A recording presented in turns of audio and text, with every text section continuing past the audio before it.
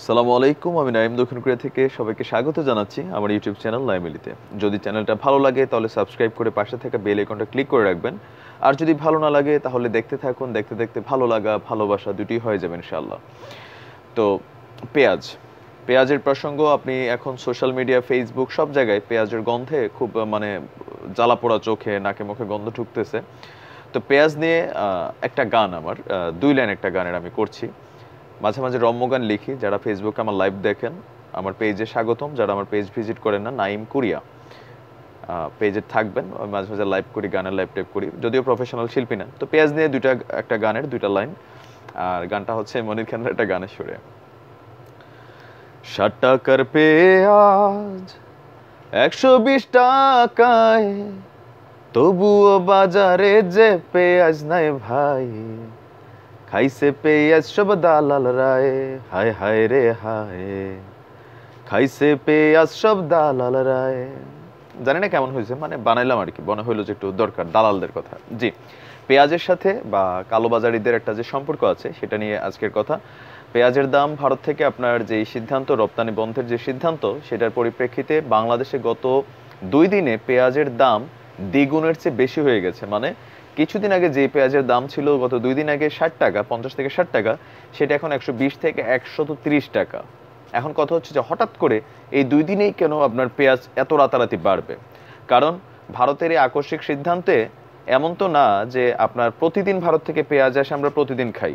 বাংলাদেশে একটা নির্দিষ্ট রিজার্ভ থাকে, যে রিজার্ভের পেঁয়াজটা হয়তো 1 সপ্তাহ 10 দিন চলবে, তারপরে সংকট দেখা দিবে, তারপরে পেঁয়াজের দাম বাড়বে। তার মানে হচ্ছে আমাদের যে দালাল চক্রটা, ভারত বাংলাদেশ 2 দেশেই দালাল চক্র আছে, এই দালাল চক্রের মাধ্যমে আমরা অনেক কাজ সহজে আদায় করতে পারি, আবার নানান ধরনের ঝামেলাও পড়ে। এই দালালরা আপনার করে কি, তারা ভেতরের যে ইনফরমেশন আছে বাণিজ্য মন্ত্রণালয়ের বা বিভিন্ন যে পলিসি বা ইনফরমেশনগুলো আছে, তারা টাকার বিনিময়ে বিভিন্ন দেশের মানুষের কাছে তারা তথ্য পাচার করে। তো এই তথ্য পাচার করার কারণে আপনার গত মাসের 11ই সেপ্টেম্বর পেঁয়াজের দাম বাড়ছে মাত্র আজকে 2 দিন। 11 সেপ্টেম্বর থেকে ইনফরমেশন ছিল যে পেঁয়াজের দাম বাড়বে। এটা হচ্ছে আমাদের বাংলাদেশ র্যাব এবং যেই ম্যাজিস্ট্রেটদের নানান অভিযান চলছে পেঁয়াজের দামকে কন্ট্রোল রাখার জন্য। তাদের কাছে ধরা পড়া কিছু অসাধু ব্যবসায়ীর আপনার স্টেটমেন্ট হচ্ছে এটা, যে পেঁয়াজের দাম যে বাড়বে তাদের কাছে ইনফরমেশন ছিল। আর ভারতে আপনার বন্যা পরিস্থিতির কারণে সারা ভারত জুড়ে এখন ভয়াবহ বন্যা।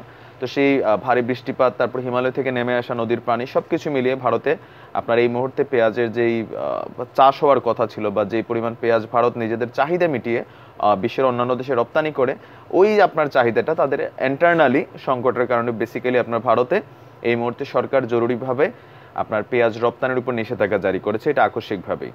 তো এই সিদ্ধান্ত দেওয়ার ফলে একটা জিনিস একটু ঝামেলা হয়েছে বাংলাদেশের। নর্মালি যখন কোনো রপ্তানি আমদানি আপনার সিস্টেম থাকে, আমি যেখান থেকে রেফারেন্স দিচ্ছি আমাদের বাংলাদেশের পত্রিকা প্রথম আলোর পত্রিকার খবর, যে আপনার এলসি করা যেই চালানটা থাকে, যে চালানটা লেনদেন হয়ে গেছে, আপনার ট্যাক্স টুক্স ক্লিয়ার হয়ে গেছে, এটা এখন বাংলাদেশ শুধু সীমান্ত পার হয়ে বাংলাদেশে ঢুকবে বা বাংলাদেশ থেকে ভারতে ঢুকবে, এরকম অনেক চালানগুলো আপনার পোর্টে বা আমাদের বিভিন্ন যে বন্দরগুলো আছে, সোনা বন্দর, ভোলা, তার এরকম আপনার পোর্টগুলোতে আটকে থাকে, জাস্ট এটা অন দ্য ওয়েতে থাকে। তো ভারত সরকারের আপনার যেই মাত্র এই সিদ্ধান্ত দিল, আর সিদ্ধান্তের ভিতরে লেখা ছিল যে এটা তাৎক্ষণিকভাবে কার্যকর করার নির্দেশ হয়েছে, সিদ্ধান্ত আসার সাথে সাথেই। তো তখন আপনার বাংলাদেশের পথে থাকা ভারত থেকে আসা যে ট্রাকগুলো ছিল বা পোর্টগুলো ছিল, সেখানে যেই চালানগুলো স্টকে ছিল, তো সেই স্টকগুলো আসলে ভারতের যে কাস্টমস আছে তারা আটকে দিয়েছে। তো এইটার একটা ইফেক্ট আছে। আর পাশাপাশি সবচেয়ে বড় ইফেক্ট যেটা বাংলাদেশের ভিতরে এই মুহূর্তে, সেটা হচ্ছে দালালদের বা কালোবাজারিদের। কারণ অলরেডি আপনার বাংলাদেশের জন্য মিয়ানমার থেকে 650 মেট্রিক টন পেঁয়াজ কিন্তু সরকার আমদানি করে ফেলেছে। ইভেন আপনার তুরস্ক, তারপর হচ্ছে মিশর, অন্যান্য দেশ থেকে পেঁয়াজের আমদানির বিষয়টা আছে, পেঁয়াজ আসবে। কিন্তু এই মুহূর্তে পেঁয়াজ আমাদের দেশে স্টক থাকার পরেও আপনার রাতারাতি যে পেঁয়াজের দাম বাড়াচ্ছে কিছু কালোবাজারিদের, আজকে আমি নাম বলছি। আপনার একজনের নাম হচ্ছে আমির, তার বাড়ি হচ্ছে চট্টগ্রাম আর বাংলাদেশের একটা বৃহত্তম ব্যবসায়িক নগরী, এক্সপোর্ট ইম্পোর্টের সবচেয়ে বড় একটা জায়গা। তো সেইখানের একজন ব্যবসায়ী হচ্ছে আমির, তার বাড়ি হচ্ছে হাটাজারি জেলায়। তো তিনি আপনার গত মাসের 11ই সেপ্টেম্বর খবর পেয়ে গেছিলেন যে পেঁয়াজের দাম বাড়বে। তারপর থেকে তিনি তার 4-5টা চালানের পেঁয়াজ, তার যে রড সিমেন্টের গোডাউন আছে, তিনি সেইখানে স্টক করে রেখেছিলেন। তো যখন পেঁয়াজের দামের খবর অরিজিনালি আসছে, তখন তিনি পেঁয়াজ বাজারে ছাড়ছেন যেই পেঁয়াজ তার 30 টাকা 35 টাকা কিনা, তিনি এখন এটা 120 টাকা বিক্রি করছেন। তো র্যাবের কাছে তথ্য ছিল, উপজেলা প্রশাসনের কাছে তথ্য ছিল যে এখানে পেঁয়াজ স্টক করে রাখা হয়েছে 5 মেট্রিক টন পেঁয়াজ, মানে কম না, 5000 কেজি। তো আপনার তাকে সেখানে তার গোডাউনে অভিযান চালিয়ে পেঁয়াজ উদ্ধার করা হয়, তাকে 50,000 টাকা জরিমানা করা হয়। খাতুনগঞ্জে, সিলেটে, ঢাকায়, কুমিল্লায়, সারা বাংলাদেশে এই মুহূর্তে বিভিন্ন জায়গায় আপনার পেঁয়াজগুলা স্টক করে ফেলা হয়েছে। কারণ একটা জিনিসের একটা সিস্টেম আছে। ধরেন হচ্ছে যে আজকে যদি আমি সিদ্ধান্ত দিই যে পানির দাম বাড়বে, তার মানে এই না যে আজকে পানি সাপ্লাই অফ হয়ে গেছিল। আজকের দিন পর্যন্ত সবার কাছে নির্দিষ্ট একটা পানি রিজার্ভ আছে। এই পানিটা বিক্রি হওয়ার পরে যখন নতুন পানি না ঢুকবে তখন সেটা বাড়বে। পেঁয়াজটা তো সেম হওয়ার কথা ছিল, কিন্তু এই যে অসাধু কালোবাজারি আছে। এখন আসেন যে আমরা যারা বলি যে আমরা ভারত প্রেমী, আমরা বাংলাদেশি প্রেমী, আমরা বাংলাদেশের খাঁটি নাগরিক, আমি খাঁটি মুসলিম, আমি খাঁটি হিন্দু, আমি খুব ধর্মপ্রাণ মানুষ, আসেন আমাকে একটু প্রমাণ করে দিয়ে যান। এই যে পেঁয়াজ ব্যবসার সাথে এই মুহূর্তে বাংলাদেশে যারা জড়িত আছেন, অনেকের এরকম বড় বড় দাড়ি আছে, অনেকে এরকম কপালের মধ্যে সিঁদুর লাগান, শঙ্কর লাগান, হাতে কাঁসা লাগান, আপনি বিভিন্ন ধর্মের, কারণ প্রতিটা ব্যবসায়ী বিভিন্ন ধর্মের। আমার এলাকার সবচেয়ে বড় ব্যবসায়ী হচ্ছে একজন হিন্দু ভাই, তার দোকানও পেঁয়াজের স্টক করা আছে।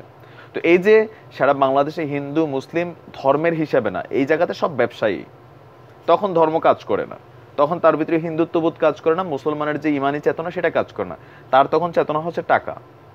এত বড় বড় দাড়ি রেখা, কপালে আমরা সিঁদুর টিঁদুর লাগাই, হিন্দু খ্রিস্টান বৌদ্ধ মুসলমান যারাই ব্যবসায়ী এই মুহূর্তে, যাদের কাছে পেঁয়াজ আছে, বড় মাপের ব্যবসায়ী, সবার একটাই পরিচয় এই মুহূর্তে কালোবাজারি তারা করতেছে।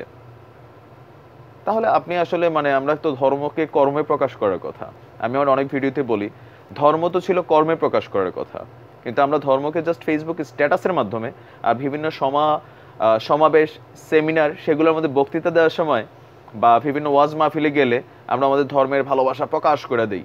একজন হিন্দুকে গালি দেওয়ার সময় আমরা একদম খাঁটি মুসলমান হিসেবে গালি দেই, আবার একজন মুসলমানরে গালি দেওয়ার সময় খাঁটি হিন্দু হিসেবে গালি দেয়। কিন্তু যেই ধর্ম তো আমাকে নৈতিক যে শিক্ষাগুলো দিয়েছিল, সেই শিক্ষাগুলো আমি আসলে ভিতরে কতটুকু ধারণ করি, তাহলে আপনি চিন্তা করেন আপনি আসলে কতটুকু হিন্দু, কতটুকু মুসলমান। আমরা আমাদের মধ্যে আছে এগুলা, ধর্মের প্র্যাকটিস আছে আমাদের ভিতরে নাই।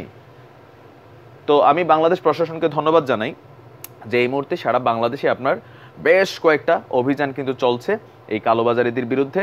এর মধ্যে একটা হচ্ছে আপনার সরকারের পক্ষ থেকে জরুরি সিদ্ধান্ত বৈঠক করা হয়েছে যে পেঁয়াজের দাম একটা নির্দিষ্ট ফিক্সড করে দিবে সরকার। এই দামের বাইরে যেখানে পেঁয়াজ বিক্রি হবে, স্থানীয় থানা কর্তৃপক্ষ বা স্থানীয় প্রশাসনের কাছে নক করলে প্রশাসন এই ব্যাপারে এসে ইনভেস্টিগেশন করবে, ইভেন কি আপনার জরিমানা করবে। ইতিমধ্যে বেশ কয়েকজন এই কালোবাজারি পেঁয়াজ ব্যবসাকে, পেঁয়াজ যারা ব্যবসা করেন তাদেরকে কিন্তু জরিমানা করা হচ্ছে।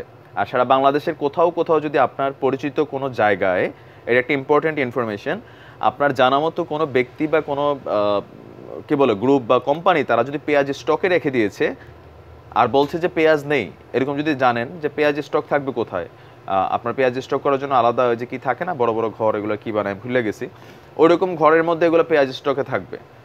কিন্তু পেঁয়াজ যদি দেখা গেছে যে রঙের গোডাউনে পাওয়া যাচ্ছে বা বাড়ি ঘরের ভিতরে কোনো বিল্ডিং এর চিপা চাপায় বড় বড় পেঁয়াজের স্টক দেখেন, সাথে সাথে স্থানীয় থানা প্রশাসনকে আপনি নক করেন, কারণ এই মুহূর্তে এটা কিন্তু সরকার খুব স্ট্রংলি কন্ট্রোল করছে। পেঁয়াজ আমাদের নিত্য প্রয়োজনীয় জিনিস, সেটা লাগবেই, পেঁয়াজ ছাড়া চলা যাবে না। সো আমাদের একটু সচেতন হতে হবে। আর বিশেষ করে যারা ব্যবসায়ী আছেন, আমি একটা কথাই বলি যে পরিবর্তনটা আমার আপনার ভিতর থেকে প্রথম শুরু করতে হবে। সারাদিন সরকারের পিছনে আমরা লাগা থাকি, ক্ষমতায় যেই থাকুক, আওয়ামী লীগ থাকুক, বিএনপি থাকুক, সারাদিন সরকারের বিরুদ্ধে আমরা করি, কিন্তু যেই কাজটাতে আমার হাত আছে সেইখানে আমি ওই যে নিজের স্বার্থ চরিতার্থ করার উদ্দেশ্যে আসলে আর কোনো পজিটিভ ফিডব্যাক দিতে পারি না। তো এটা একটু কষ্ট করে সবাই মাথায় রাখবেন। আর বাংলাদেশ সরকারের কৃষি মন্ত্রণালয়ের সাথে যারা রিলেটেড আছেন, আমার মনে হয় যে তাদেরও একটা সিদ্ধান্ত নেওয়া দরকার যে কিছু কিছু জিনিস যেগুলো নিত্য প্রয়োজনীয় দ্রব্য, সেগুলো অন্য দেশের উপর ডিপেন্ড করে বৈশা থেকে তো লাভ নাই। আমাদের নিজেদের যথেষ্ট ভূমি আছে, বাংলাদেশে যথেষ্ট জমি আছে, ধান করে এবার মানুষ ক্ষেতের মধ্যে আগুন লাগাই দিছে, তাহলে ধান টান কিছু কম করাইয়া পেঁয়াজ টিয়াজ এগুলো একটু উৎপাদন বাড়ান। যেখানে 30% পেঁয়াজ আমরা বিদেশ থেকে যদি আমদানি করতে হয় আর সম্পূর্ণ ভারতের উপর নির্ভর থাকতে হয়, খুবই যৌক্তিক কথা। ভারত তাদের নিজেদের প্রয়োজন মিটিয়ে তারপর অন্য দেশে সাপ্লাই করবে, এটা খুবই স্বাভাবিক, আবেগে কথা বললে হবে না। তো মিয়ানমারে পেঁয়াজ নিশ্চয়ই পর্যাপ্ত ছিল, যার কারণে তারা এই মুহূর্তে দিচ্ছে, তুরস্কে আছে পর্যাপ্ত, তারা দিচ্ছে, আফগানিস্তান থেকে দিচ্ছে। তো আমাদের নিজেদের জমি থাকার পরেও কেন কৃষি মন্ত্রণালয় থেকে আমি জানি না যে এই বিষয়গুলোকে নজরে রাখা হয় না, যেগুলো আমাদের নিত্য প্রয়োজনীয় দ্রব্য, সেগুলোর ব্যাপারে সরকারের মনোনিবেশ করা উচিত, যে সাধারণ মানুষের নিত্য প্রয়োজনীয় দ্রব্যের যাতে স্টক সবসময় একটা রিজার্ভ থাকে, আমদানি রপ্তানির উপর এটা ডিপেন্ড না করে। তো আপনার সাথে হয়তো আমার মতামত দ্বিমত হতে পারে বস, নিশ্চয়ই আপনি ভদ্র সুশিক্ষিত মার্জিত শ্রেণীর বা পরিবারের সন্তান, তো যদি দ্বিমত হয় কমেন্টে আপনি লিখবেন, তবে ভদ্রভাবে। তো আজকের মতো বিদায় নিচ্ছি, আসসালামু আলাইকুম, ভালো থাকবেন, সুস্থ থাকবেন, আজ এই পর্যন্তই। জি।